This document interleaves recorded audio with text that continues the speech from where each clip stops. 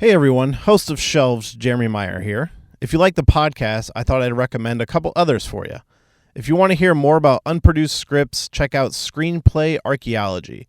If you want to hear some other movie or entertainment related discussion, check out the Entertainment Buffet podcast. If you're interested in some video game discussion, check out my friends over at the Darkcast and darkstation.com. Also be sure to visit some of our friends of the show, the Nerds and Marks podcast and 616 Entertainment. Thank you, and enjoy the show.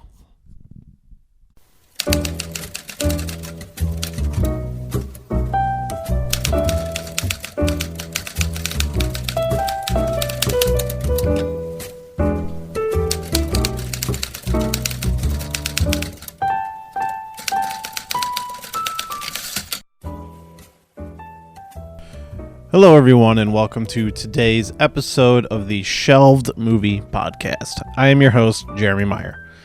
A lot of fun responses to the Resident Evil episodes. Thanks for everybody who listened to those ones. I know it felt like a lot of Resident Evil, and then I've actually started reposting older episodes because I've noticed that on my iTunes feed, at least, like on my Apple Podcasts, when I go to look at the old episodes, it like cuts off at like episode 26 or something like that. So I've started kind of like reposting older episodes on the off weeks where we don't post an episode, like last Monday. So I posted a repost of the second episode, which, because I had already reposted the first episode a while back because somebody had said like, oh, your first episode's not on there. I went to find it and it's like gone. And that was honestly probably the start. They must be like archiving the older episodes, and that was probably the start, and I just didn't notice. So now I'm like reposting the older episodes, and episode 2 just happened to be the Resident Evil script we covered when the show first started. So now we have this like 4 episode streak of Resident Evil scripts, so you can kind of get them all in one place.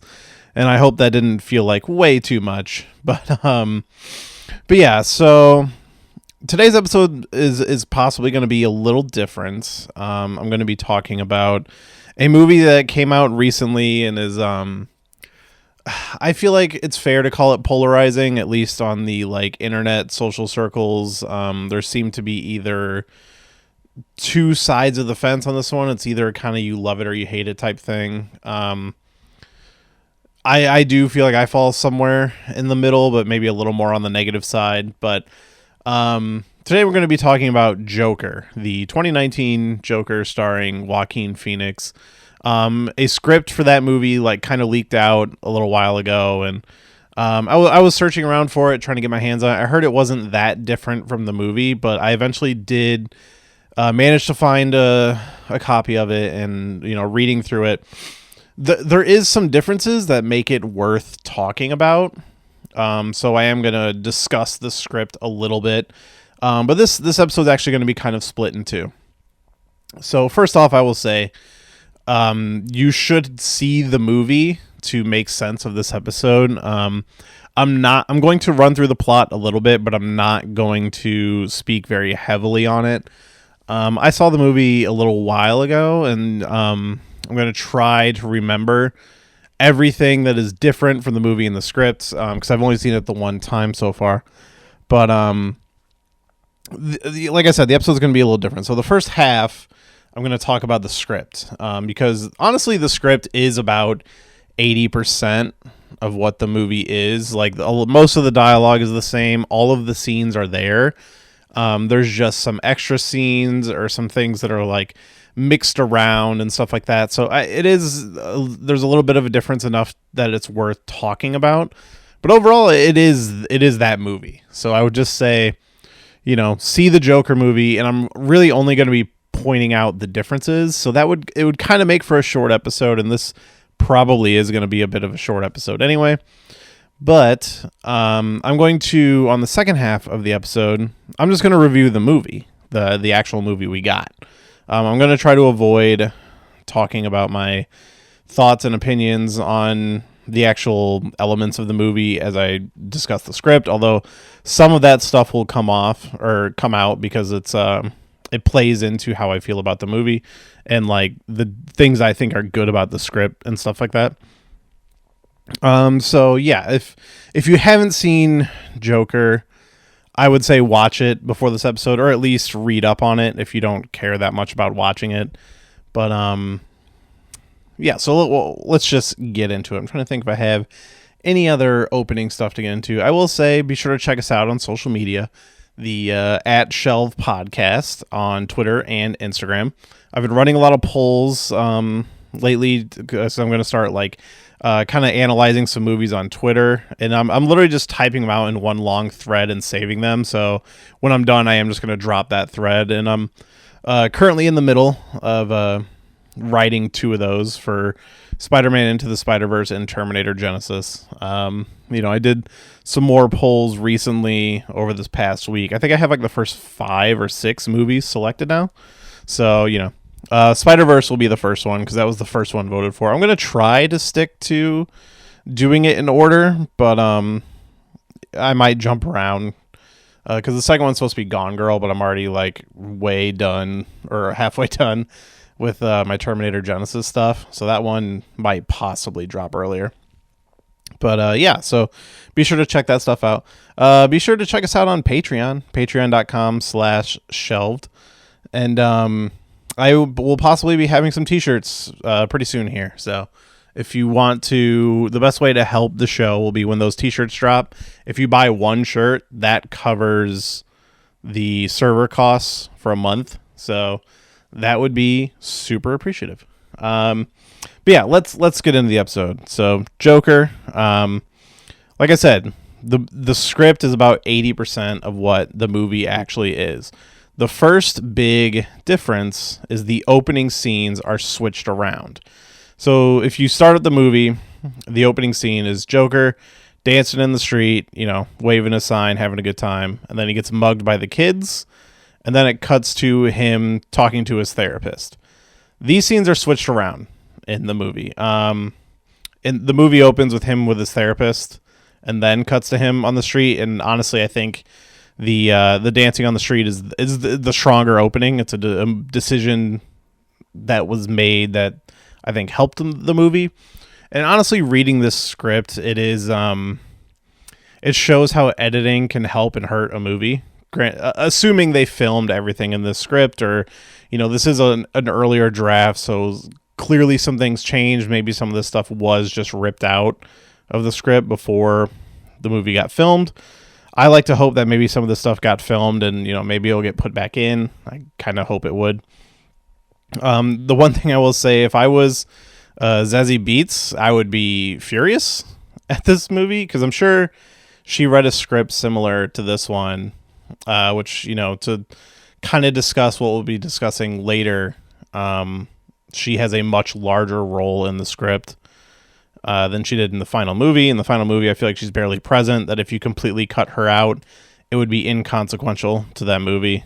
But why don't we dive right in? So, okay. So, the one major difference is in this version, and I had heard this before, and it makes sense that they took it out, but Joker has scars on his mouth, similar to the Heath Ledger Joker, and I believe that that element was pulled out specifically to avoid comparisons to the Joker from Dark Knight, because it is supposed to be a standalone thing, and I understand why they probably would have put something in there, because that was the last incredibly popular interpretation of the Joker that was on screen.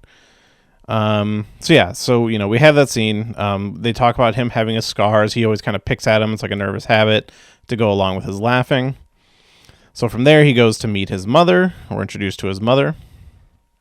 But one thing that does that happen this early? So in the movie, he has a scene where he goes to see his mom. They're watching Robert De Niro's talk show, Murray Franklin, and Joaquin Joker, Arthur Fleck, whatever name you want to pick. He has this daydream of him being on the show. That is not in the script, and I do think that was a stronger addition to the movie because it shows the way he kind of idolizes that show and how he thinks that just being on there would help his career. His career of stand-up comedy. But that scene, it's, not in the script. I do have here in my notes that there is a scene where he goes to deliver a letter to Wayne Tower, but he just gets thrown out. I don't recall that being in the movie in the very beginning either, and I also don't quite remember that being that early in the script. But it's been a little while since I read the beginning of the script, so it might have my memory might have slipped there. But that scene is in the script at one point that I don't believe is in the movie. In the movie, there's a scene where he goes and meets Bruce and Alfred, but that's not the same scene that we're talking about here. Because like in this scene, it's he goes to Wayne Tower and he basically gets stuck with the receptionist, and as he's talking to the receptionist, she's like, oh, Wayne's not here, but then you see him, and then he tries to get Wayne's attention, but then it just cuts to him like getting thrown out of the building. Honestly, I would have kept that scene in if it's not in the movie. This is one of the scenes I can't remember if it's in the movie. I don't recall it being there. So the next thing we get in the script is when his boss is telling him, like, hey, return the sign to the guy who, he was dancing outside the music shop when the kids, he's like, I told you I got mugged. Like, they broke the sign, and, they just think he's a liar. One difference here is Arthur starts like banging his head against the wall until he bleeds, which I definitely don't recall being in the movie, but it is another one of those things where it's like, was it there? And I just don't remember it, but I definitely don't think it was. Correct me if I'm wrong. The other character that gets introduced is Sophie, the Zazie Beetz character, the female love interest, who, as I said, pretty inconsequential to the final film. She's a lot more represented in the script. They have a scene where they meet each other in an elevator in the movie, but in the script version, that scene is played out differently. He comes off way more awkward. There's a little more dialogue there. So then, after the scene with his boss, we have a scene where he follows her to her job at a bank and is like watching her from the car, and then he goes into the bank to talk to her. And so I don't remember him watching her go to a bank in the movie, but I did talk to a friend who said that scene was in there, but not the scene where he goes in to talk to her. He kind of goes in and has this awkward conversation and talks about like, oh, I should open an account, but then just kind of like freaks out and leaves. I definitely don't think that entire section was in the script. The script just definitely paints him more unhinged than he was in the film, which I think, the film could have used a little more of this stuff just because, I'm not going to get into that. We'll talk about that in the review, but the movie could have used some of these scenes in my opinion. Then we get the scene where Arthur drops the gun and in the hospital and then gets fired. And then from there we go to the scene on the train where he kills the 3 Wall Street guys.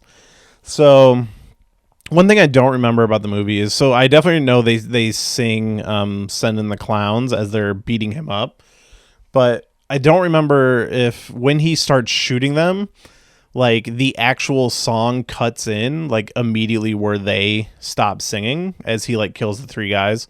I don't remember if that happened. I think that is kind of a fun little thing. You usually don't see a lot of music cues in scripts. That's generally something you don't do unless it is like detriment to a scene, similar to the way this one is. So that I think was kind of a fun little thing.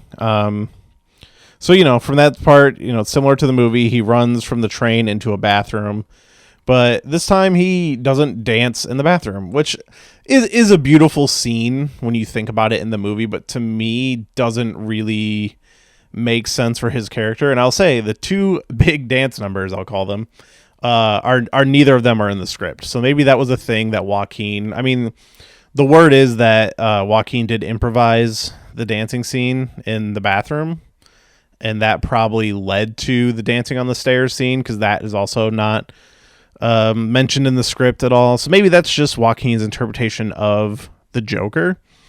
And neither one of those scenes really fit for me. Like, I didn't understand why he felt the need to dance, and both of those come after, like, the first one makes a lot more sense to me, where he finally stood up for himself. So maybe that was just his reaction. But the second scene, it's almost like, okay, he's dancing on the stairs. He is, again, I feel like this is stuff I should say for the review. Okay, so, he kills the Wall Street guys, runs in the bathroom. So instead of dancing, he just washes off the face paint. Just like immediately, washes himself off, and then he throws away the gun. Or he hides it in the bathroom. Or no, wait. See, I thought I read that in the script, but now looking back on it, it doesn't make sense because he still has the gun later in the movie. So maybe he just puts away the gun. I thought it said that he, stashed the gun. That scene might have to go back and reread. But yeah, so after this, he goes to Sophie's apartment, but in the movie, he just walks in and, starts kissing her. And that, I thought that was a bad scene in the movie. That does not happen in the script. Instead, he just invites her to one of his shows. He talks to her and she's crying because she got fired from the bank, and he's like, "Oh, you should just come to one of my stand-up comedy shows, and laughter is the best medicine." And it's the thing I'll say about the script is it vastly improves the angle with Arthur and Sophie. She's a lot more integrated into the plot of what's going on. I will say her role in the movie was incredibly obvious to me, and I think the script just handles it 1,000% better. And, I've talked to friends who are like, "Oh, well, I didn't care about her in the movie." And I'm like, "Oh, to me, that's a problem, because what's the point of having a character in the movie that you don't care about?" And yeah, it may not have hurt your enjoyment of the movie. It definitely hurt mine, but it's coming from an actual filmmaking standpoint or a screenwriting standpoint, it kind of makes no sense to have a character that doesn't actually serve a purpose in the movie. Or her purpose, I feel like, is just it's blatantly obvious, or doesn't feel like it. If you cut it out, it wouldn't change the plot at all. Versus, I think the version in the script, it actually does, because I feel like the script is a better version of the movie. So then we have the social worker scene, where they're talking about his medication and the fact that the program's been cut. And I will say the dialogue in the movie is a little better. He talks about, in the movie, there's the line of, "You ask me if I have any bad thoughts. I only have bad thoughts." That's not in the script. I think that's a good line. This scene is a kind of a quick in and out in the script. The movie kind of stretches it out and makes it more important. Although it does leave out an element that I thought the movie also left out that I'll talk more about in the review. So then, from there we have the scene at the comedy club, which pretty much plays out as it does in the film. He goes on stage and can't control himself. He leaves with Sophie. There's an extended scene with him and Sophie after this where they're, walking down the street and they're looking at some newspapers talking about the murders, and Sophie's kind of like, I bet they deserved it, and, kind of justifies Arthur's killing of them, even though she doesn't know she's talking to the killer. So he really likes that. And then he asks, "Hey, do you want to just go on a date?" So from that point on, they go get coffee, and they talk about Thomas Wayne, and,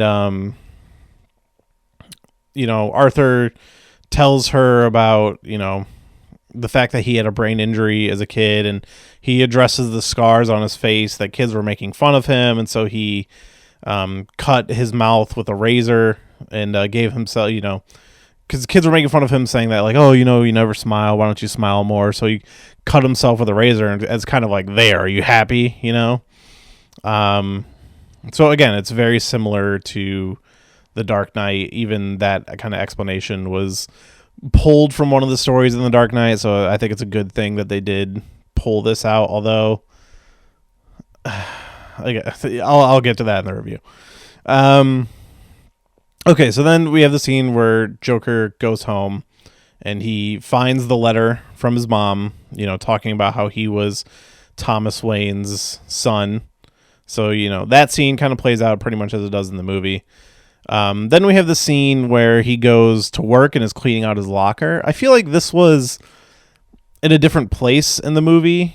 This would have to be a thing I'd have to rewatch it for, but this scene does play out a little differently, where Joker is pretty aggressive in the film, and like he, vandalizes the sign on the way out, and none of that happens. In this version, he just kind of shits on his friend who gave him the gun, and the friend is very worried about getting in trouble because police are asking around, and it's just a little more passive in the script. I actually like this scene better in the movie.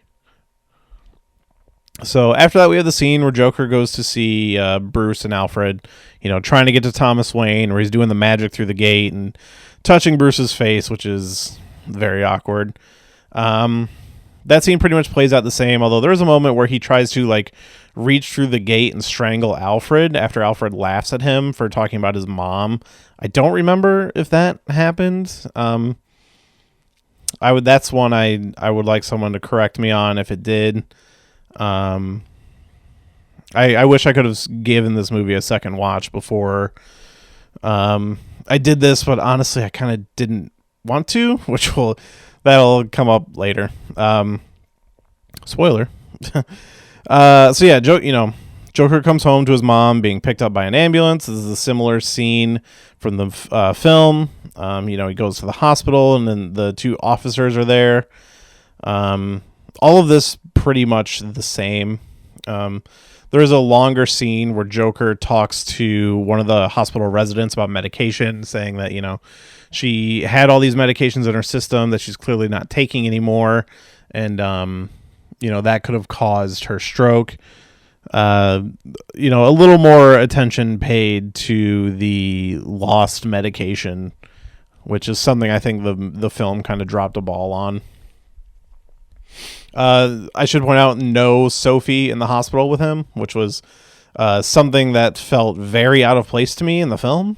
But she's just not there. So while he's at the hospital, Murray Franklin, he shows the scene on the show. They show him at the club and stuff like that, so he gets all embarrassed. So the next morning, Joker's in the hospital cafeteria, and he sees the campaign ad for Thomas Wayne, and that's when he rips it out, which is a scene not in the film. In the film, he rips out the ad on the bus and puts it in his journal.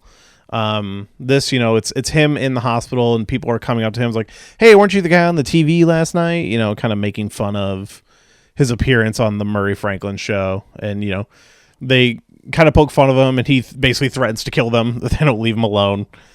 Which, again, another scene of him being aggressive and kind of like losing it a little bit. And kind of a scene I would have kept for the film. So after that, we have the scene where Joker goes to see Thomas Wayne at, where they have their meeting in the bathroom in the movie. This scene is just like the film.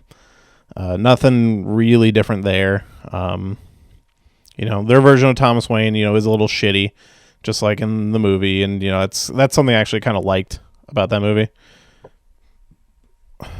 So from that point on, Joker goes back to Sophie's, which this is the point in the film where he goes in and he's just in her apartment, and she like freaks out like, "What are you doing here?" Blah blah blah. And it's kind of revealed that they didn't have the relationship that he thought they did, that they were like hallucinations caused by him not taking his medication. That does not happen in the script. Instead, he walks in on her having sex with somebody, and so he like runs out, and the guy like chases him down, and then he runs back to his apartment and just kind of shuts the door. So if you recall in the scene where he goes to see Thomas Wayne, he tells her about how he was adopted and his mom was crazy. So this has Joker going to Arkham to get his mom's records, and all this is pretty much done the same way. So I'm trying to remember if this was actually in the movie. I feel like I do have a memory of it. So when he's reading his mom's record, if they show it as like him standing in the room watching as like the doctor's talking to his mom, like in the past, I feel like that happened because as I was reading it, it sounded familiar, but I'm not sure. But just in case it didn't, there is a scene where he is watching his mom talk to the doctor in the past. He's like kind of in the memory. So yeah, he he gets his mom's records just like the film. He leaves. So when he leaves Arkham, there's another scene with Sophie where he like sees her at a park with her daughter, and she is kind of a bad person here. Like, she's like, hey, I was just being nice to you. Like, I have a boyfriend. Like, you can't just like walk into my place or whatever. And her daughter walks up, and Arthur basically just calls her like a slut and a whore to like in front of her daughter. It's just like, yeah, you're a bad person. And she smacks him, and he leaves. So it's like a good moment of just like everybody in his life is shitty. So at that point, Joker gets the call to go on the Franklin Murray show. All that happens exactly how it happens. From this point, he goes to the hospital and confronts his mom. This is where he kills her. Again, this all happens exactly as it is in the film. So then we have the scene where Joker's at home practicing, where he's got the curtain up, practicing going on the show. The one difference here is in the script, he's not practicing on shooting himself, which was something that I actually liked in the movie. Is, his life sucks, so he's just going to go kill himself on live TV and kind of is like a big middle finger to society. And then, if you've seen the film, you obviously know what happens there, or if you've seen King of Comedy. So yeah, that's kind of the difference, is he's kind of just practicing. There is a scene at Joker's mom's grave, and the detectives show back up. Again, I don't recall this being in the film. I didn't double check to see if it's there, but he goes to her grave, and it's kind of the funeral, and it's just him. And then, when he's leaving, the detectives stop him and be like, hey, we need to question you. And it's like, hey, man, my mom just died. It's like, all right, you can come in the morning. So just come tomorrow. And, we have some questions for you. So then we have the scene where Joker, his buddy Randall, the guy who gave him the gun, and then his other coworker show up at his apartment, and he kills the big dude and then has to unlock it for the little guy.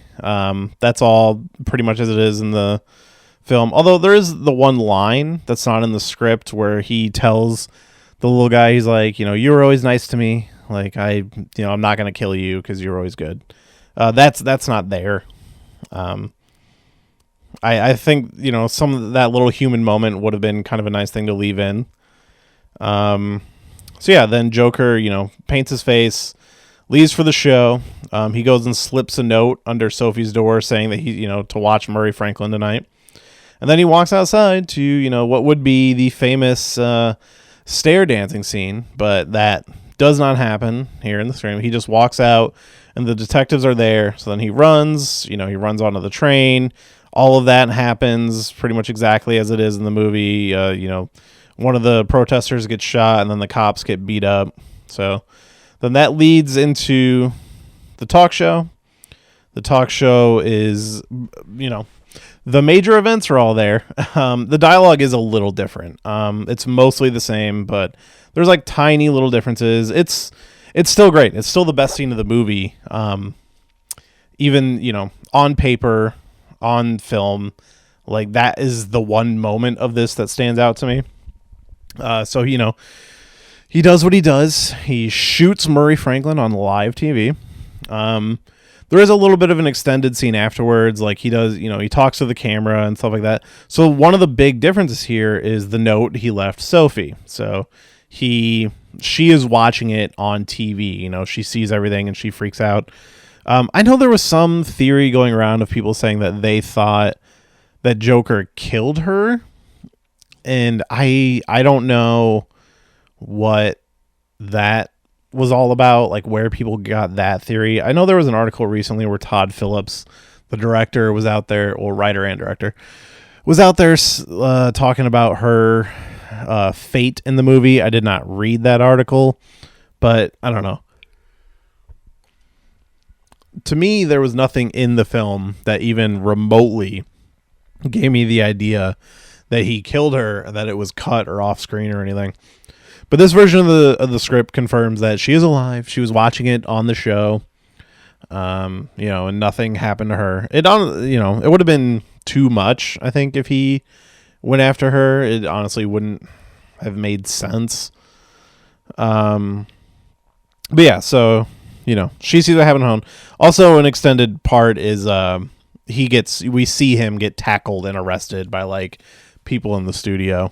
Versus in the movie, everybody just runs out, and then the next scene, he's like just in a cop car, which, also works fine because obviously he's going to get arrested. So I don't think we really need that. So that wasn't a big deal.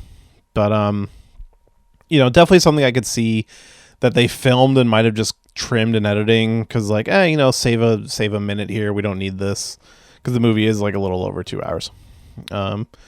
So from this point on, the movie pretty much progresses as it does. The riots are in the streets. The car that Joker's in gets smashed. The Waynes get shot. Mass hysteria. Dogs and cats living together. So the big difference is Joker. In the movie, his mouth's all bashed up from the accident, and he kind of just takes the blood from his mouth and like smears it across his face. And it's like, okay, this is the moment where he has like finally become the Joker. Even in the script, it says he is the Joker, but the script is different. Because again, remember those scars? They're not there in the film, which again, better idea. But in this, he literally takes a piece of glass from the wreckage and he reopens those scars and even cuts them even further, which is kind of fucking great and like kind of cool, and wish that might have stayed. But at the same time, like, they don't need people being confused about the Heath Ledger Joker, because yes, movie people like me and probably people listening to this podcast will understand that this is a different Joker, not tied to those movies, but I see how you would just want to avoid confusion. So yeah, from there, he goes. We have the scene in the hospital at the end, and it's a little extended because there's like a scene of him dancing down the halls after he's talking with the therapist. It's also kind of implied or hinted at that the movie kind of comes full circle, because if you remember, the movie in the script opens with the scene talking to the therapist. In the film, it ends, and in the script, it ends with him talking to the therapist, laughing at a joke, and, like, what are you laughing at? He's like, you wouldn't get it, or whatever. And then that's it. Then the movie ends. So some significant differences from the script. The main thing, honestly, if the movie was exactly as it is now, and you just inserted those scenes with Sophie's character, I think it would have been 1,000% better. Like, her character serves no purpose to the plot of the film. The twist is incredibly obvious and was honestly just distracting. I like that in the script there is no she's not real, the relationship isn't real, and it was just she was kind of just another bad person in his life. It makes more sense for his downfall to me. Like, we know he's crazy. There's plenty in the script to show that he's crazy. Like the scene where he's bashing his head against the wall, and there's like a couple other smaller things where it's like, okay, like this dude is not mentally all there, but I feel like it needs a little bit of a more push to kind of make it make a little more sense. So from this point on, I'm going to get into my review of the film, and I am going to say some negative things here, and I just want to start out by saying I did like the movie. I didn't think it was amazing. I didn't think it was a masterpiece. I thought it was pretty well directed. I thought Joaquin Phoenix was incredible. I'm just going to start out with all these good things. His performance is amazing. If he got nominated for an Oscar, I wouldn't hate it. Off the top of my head, I can't think of any other like Best Actor nomination I'd want to make. Maybe Robert Downey Jr. in Endgame, but that's more of a legacy thing, although he is fantastic in that movie and, does deserve an Oscar for any of those Marvel movies. But if Joaquin got the nomination and the win, I would be completely fine with that. Nobody else in the movie really stands out to me. Robert De Niro's fine. He's pretty good. His character's pretty shitty. And the whole movie is populated with shitty characters, which that was a big thing, like kind of coming into the movie is this movie dangerous? Is it going to inspire people who are, how they talk about the incels, the incel community, involuntary celibate for people who don't know. People who just have like kind of shitty relationships with women or the opposite sex in general. People with mental health issues, will they see this as a problem for those people? Will it inspire people to do bad things? I don't think it would. I don't think it will. Obviously, there could always be one person or who does do a bad thing and blame it on this movie. And, some people are crazy and you can't, we try to do our best about it. But honestly, the movie itself is more of a look at how the mental health community is failing these people and how society is failing these people. And, there's constant talk in the movie about how Arthur is just crazy. He makes people uncomfortable, but nobody's ever trying to help Arthur. One thing that does kind of bother me along that angle is they also throw in the abuse angle, which is like such a last minute addition in the movie. Like it comes in the third act. It's like, oh yeah, by the way, the mom had a abusive boyfriend who you've never heard of before, but we're just going to throw it in there now. And I think that's pretty lame. I do think I understand they're going for a realistic take on the Joker, and that's kind of one of my biggest issues of this movie is the fact that it is a Joker movie.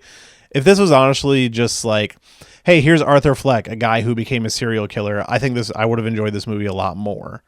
I am definitely of the camp of the Joker doesn't need an origin. I went into it with an open mind, and while I do think it's a well-made movie, those were just things I was never able to get over. And that's me. Like, that's my shit. Like, I can't get over, like, hey, not my Joker, The Heath Ledger version, I think, plays it perfectly if you're going to do like a realistic interpretation of the Joker. He has no name. He has no backstory. He has no clear goal other than to create chaos. And even when his plans don't come to fruition, he's just like, okay, well, on to the next thing. Like, which is evident in that scene when the boats are supposed to blow up and they don't. He's like, all right, well, I guess I have to do it. And like, whatever, it is what it is. I've been rewatching some clips from The Dark Knight, and I was like reading through that script just to like kind of get some memory of like what the difference between the versions. And I don't think anybody needs to be comparing versions of the Joker. Heath Ledger was obviously amazing. Jack Nicholson was amazing. Jared Leto was terrible. Joaquin Phoenix is amazing. Cesar Romero is amazing. Mark Hamill's amazing. Who fucking cares? They're all so different from each other. I don't even want to compare them. They're completely different movies. Even though The Dark Knight is a realistic take on Batman, it's still pretty fantastical. And Joker it's a dour, depressing movie, but honestly was never that shocking and never that graphic as it was kind of built up to be. And that's one of my bigger issues with it. Is like, hey, if you're going to do this, which I don't think you should, but if you're going to do this, like lean into it. Just like go super crazy. Like the body count in this movie is like 6 people.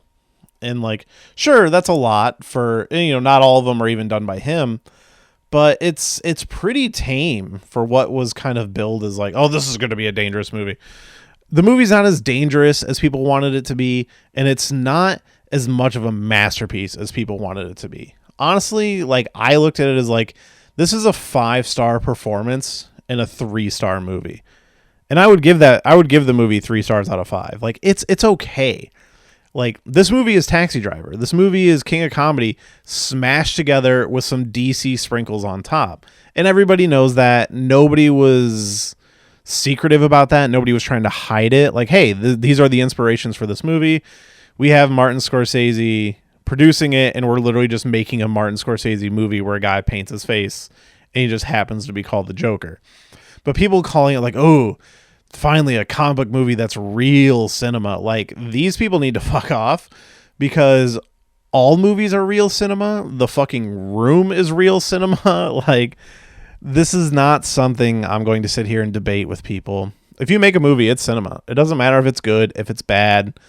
It doesn't matter if Martin Scorsese likes your movies or Francis Ford Coppola. Box office can't be denied. Nobody's going to argue it. And at the time of this recording, Joker just became the most profitable comic book movie because they made it for so cheap. Like, it's probably the cheapest comic book movie ever made. Because it's also going on to gross $1 billion. So I'm sure The Crow cost less than this, but didn't make as much money. Although I think it's a much better film. But Best Picture, absolutely not. I have major issues with the movie, and one of them is Sophie, Zazie Beetz' character, is completely useless in the film. Doesn't contribute to anything. The twist is incredibly obvious, and that's the whole thing. The whole story is incredibly obvious, which is fine. You go see a Die Hard movie, you know what's going to happen, but it's still the execution of that. Die Hard 2 is the same movie as Die Hard 1, but it's still great because the execution is so well done.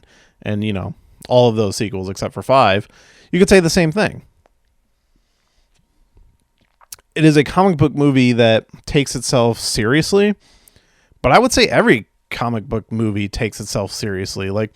Yes, there are jokes in these movies, but there are jokes in every movie. The Dark Knight has jokes, and that's a serious movie. I wouldn't say Avengers Endgame is taken any less serious than Joker. You can sit there but jokey Hulk and dabbing Hulk. It's yeah, but they're putting this on screen and they're not treating it like a joke.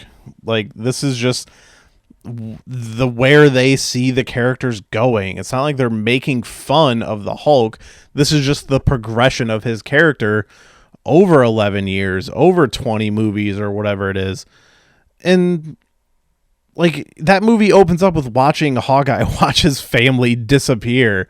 One of my favorite moments when I saw that in the theater is the opening scene of Avengers Endgame where it opens on the farm. It's you've seen Infinity War. You know where this is going. And the person next to me in the theater is oh no, really quiet in the theater. And I fucking laughed so hard. I liked Joker coming out of it, but it's definitely one of those movies. I feel like this is going to take the same path that The Dark Knight Rises did for me, is that as you watch the movie, it's fine. And then the more you think about it, you kind of start picking it apart.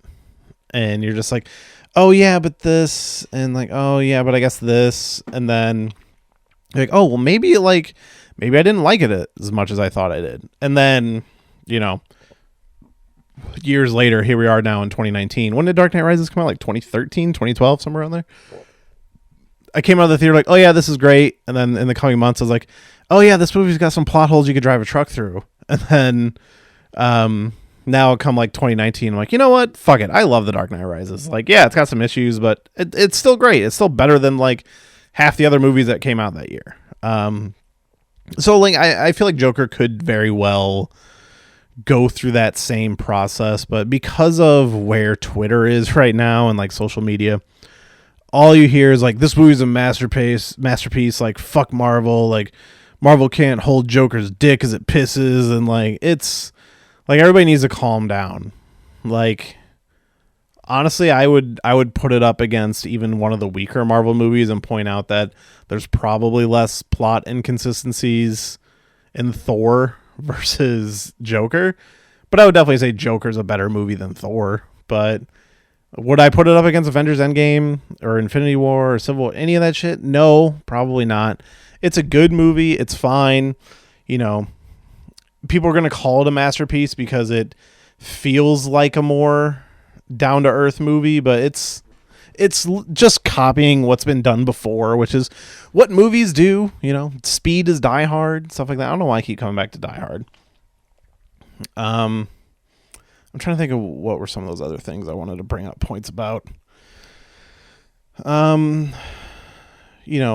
do believe there is a perfect version of this movie if you take elements of the script and, if they are filmed and put them back in, put in all of the stuff with Sophie, take out the angle of her being their relationship being a figment of her imagination. If you have that scene where they go on a date, that needs to go back in the movie. That scene in particular is really great and adds some character to both our main character and Sophie and gives her a larger role in the film that we understand and makes more sense. I I've never liked the idea that, like, to me, the Joker is a character that should be more than just an abused childhood. And, you know, this movie takes one of comic books' greatest villains and just turns him into another one of those guys. And, you know, that's just this version, and it's fine. But I just could never get past the, you know, this ain't my Joker. And that's on me. I will say the suit is incredible. It's probably the best Joker suit. I really like the Heath Ledger one, but I really like Joaquin Phoenix's suit. The makeup I never came around on. Like when they released the first picture of Joaquin Phoenix, I was like, okay, like that looks okay. Hopefully that's not the final look. Hopefully it does change, and it you know, it never does. That is the look he has. That's the look for the rest of the movie. I was like, all right, well, maybe I'll come around to it. And I never really did. Like, I do like the final scene where he's on the cop car and, like, arms out and he's got blood on his mouth. And, like, he is the Joker. Like, he looks fucking badass there with, you know, because of the blood and, like, the smeared makeup. I love the smeared makeup look. That was one of my favorite parts about Heath Ledger and, like, doing it with actual makeup. And I'm totally fine, like, you know, how people talk like, oh, well, this is just a different version. Can't you accept that? I was fine with Heath Ledger's and, like, that it is makeup and not somebody who, like, got chemicals on their face or whatever. But, I don't know. I didn't like the look. And I would have liked to have seen it evolve over the movie. One thing I will say as well is the killing of the Wall Street guys. That, like, starts a whole movement in Gotham City. And that everybody is going crazy because, oh, somebody killed some rich guys, like, eat the rich. And I don't buy that. You know, there is some stuff in the movie about, like, there's garbage everywhere that, you know, the garbage workers are on strike, and it doesn't play too much in the movie other than just, like, painting that, oh, like, society is filthy because, you know, nobody's picking up this garbage. And it's just kind of like playing into how angry the people probably are with the city and blah, blah, blah. But the movie doesn't give that enough attention. So, like, it kind of doesn't matter to me. I forgot what I was talking about before this. But yeah, I just, I really wanted to love the movie. Like, as when they announced it and when the first trailer came out, I'm just like, ugh, I don't know about this. And then when the later trailers came out, I'm just like, okay, like, maybe this will be good. And then leading up to the movie, it's like, you know what? I kind of really want to see this. Like, maybe it'll be great. You know, maybe I'll get over my problems with it. But then when I saw the movie, the script doesn't mesh well. Like I said, the direction and the acting were none of the problems I had with the film. But the script is just, it feels incomplete when you look at the final film. But the actual movie itself, the actual script, I thought was, like, kind of great. The things I wanted that weren't there in the movie were in the script. And I hope they film them. I hope there are deleted scenes. I would like to see somebody cut those deleted scenes back into the movie, maybe. Or maybe if they decide to put out an extended edition. I feel like I heard somewhere that there was going to be an extended edition. I have my phone in my hands. I'm just going to do a quick Google search of just Joker Extended Edition. And, like, I should point out that last night I was playing. So there's the video game series. No, Joker won't get an extended cut or deleted scenes. Well, that's stupid. They should at least put out deleted scenes. I feel like that's a trend with, like, movies that kind of get poked at with, like, plot holes. Like, oh, we're not going to put out the deleted scenes to show people what could have been because they can see how it would have been better. But I don't know, just at least put them out there. Let us see it. But yeah, so as of last night, there's these Batman video games made by Telltale. Just if you know Telltale's Batman. And, you know, it's 2 seasons long. They're like point-and-click adventure games, but Batman. And they're fucking great. I finished season 2 last night. And, like, they have a different version of the Joker. You know, at first he's just a dude named John Doe, who nobody knows who he is. He's just this guy who's been in Arkham Asylum forever. And, like, nobody even can remember. And like you watch his evolution into the Joker throughout the second season, and it's really well done, and it makes sense, and it actually does a good job of making the Joker a sympathetic character. And I think it did a better job than the movie. Like, at no point did I really feel sorry for Arthur in the film. I mean, maybe it's because we all know where it's going, but I don't know, nothing really felt so bad as like, oh, I feel sorry for this guy. Like there are things I like about what they did with the character, like the laughing thing and how that's a condition and stuff like that, and that's cool. And the idea that he just kind of accepts it at the end and leans into it and almost enjoys it, that stuff works. And like I said, the ending scene is one of the best scenes of the movie, but that's also just the scene from King of Comedy. And it's like, to me, it's kind of a problem when I can directly point to another movie to say like, oh, your best scene came from this movie. And there's a difference between it's okay if movies copy each other versus, or, not copy, homage each other versus like some parts of this movie just feel like straight up Taxi Driver or King of Comedy. And, when it's your best scene, to me, that's a little bit of a problem. So, as I said, I think the movie's fine. I give it a 3 out of 5. And I just think kind of everybody on both sides of the movie need to chill out. It's fine. It's not a masterpiece. If it wins awards, great. Costume design, actor.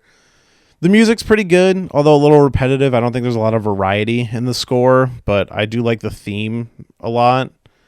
I don't think it would really deserve a nomination. There's probably other stuff that, has some more going on in there that would probably deserve it. But yeah, I think I'm trying to think if that's all I have to say about Joker. I almost wish I had somebody to bounce off of here. Like, most of the people I know who saw, they loved it. I'm glad they loved it. I wish I did. I watched it and I don't know. It's the movie keeps coming up because people are still talking about it. So I'm kind of just in that mood of like, oh yeah, this thing, and then oh yeah, this thing. I was like, oh, maybe I kind of just didn't like this very much. But yeah, so far it's at a 3. It could go lower. It could go higher. But I think that's probably where it's going to sit for me. But that's it for today's episode. So, be sure to follow us on that social media. Be sure to get on there and tell me how much I'm wrong and all the scenes I forgot from the movie and why you even talking about it if you didn't like it and blah, blah, blah. And, hit me up on the YouTubes. Be sure to ring that bell, get them notifications, as people like to say. Give me a follow over there. I'd appreciate it. We got the patreon.com/shelved. I need to go in there and kind of rework those rewards. There is one like, hey, if you want to be on the show, you can call in. I can make that happen. There's a Patreon reward for it. You want to call in and talk to me about Joker? There's an option on the Patreon for that. If you want to sit there and scream at me for like 30 minutes to an hour about how I'm wrong about that movie, check out that Patreon, patreon.com/shelved. It's also in the link on Instagram, and I believe it's my pinned tweet on Twitter. But yeah, be sure to check out all that stuff. And yeah, that's going to be it for today's episode. So there's going to be another repost next week for my off season. And I'm trying to decide what script I was going to do. I was originally going to do Batman 2, which was like eventually became Batman Returns. But I just did Joker. So I don't want to do another like Batman related comic book movie. I was also going to do Mortal Kombat, but that one's kind of in limbo because that movie is like coming out and this script, I think elements from this script will be in that movie, even though they say it's been rewritten. And I kind of had this thing. I don't like to do a script for a movie unless it's out. But the Greg Russo Mortal Kombat script, I definitely want to read that one. But I also just did 3 video game movie episodes, and reposted another one. So I think I should steer away from video game movies. So I'm gonna look through my scripts and see what I got. Maybe I'll finally hit up that Predator 3 script that was done by Robert Rodriguez. I'm not sure, but keep your eyes open for our episode after, next week is going to be a repost of one of my favorite episodes, actually, one of the early ones. I'm kind of just, reposting them in order, so no secret what it is, but I'm not going to tell you if you don't know. So check back for that episode, and then maybe I'll give an update on Twitter on what the next script I'm reading will be. I'm going to figure that out right after this. So thank you for listening, and be sure to let me know what you think about how different Joker could have been. You can email us at shelvedfilmpodcast@gmail.com. Send me in that email if you got something to say. I'll read it on the show. I'll give my thoughts and we can discuss it, or hit up that Patreon and you can yell in my face about it. So thanks for listening. Check back next week.